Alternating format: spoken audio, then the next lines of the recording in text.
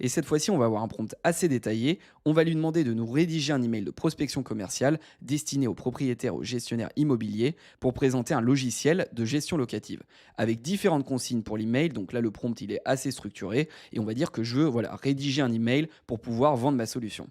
On va regarder du côté des fonctionnalités, on va s'assurer que Canvas est bien activé. Voilà, là c'est bon et on va lancer notre demande et on va voir ce qu'il nous propose.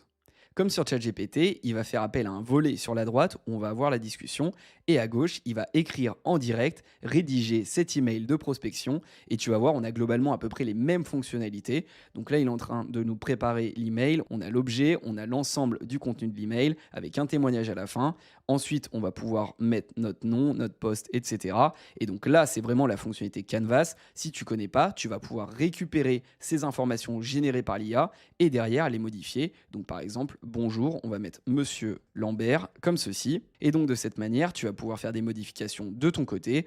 Évidemment, tu peux travailler sur le formatage. On va pouvoir mettre cette partie en italique. On peut également la mettre en gras. Toutes les modifications vont être notées. Et évidemment, tu peux faire appel à l'IA pour faire d'autres modifications. Donc pour ce faire, tu vas sélectionner une partie et tu vas pouvoir soit par exemple demander directement une information sur un point précis. Donc par exemple, je vais prendre ces 4 bullet points et on va demander au chat, verrais-tu d'autres arguments commerciaux? Et là, ce qui va être intéressant, c'est que si on lance la demande, tu vas voir sur la droite qui va pouvoir nous répondre avec le contexte de ce qu'on a surligné. Donc, par exemple, le suivi des paiements, gestion des contrats, etc.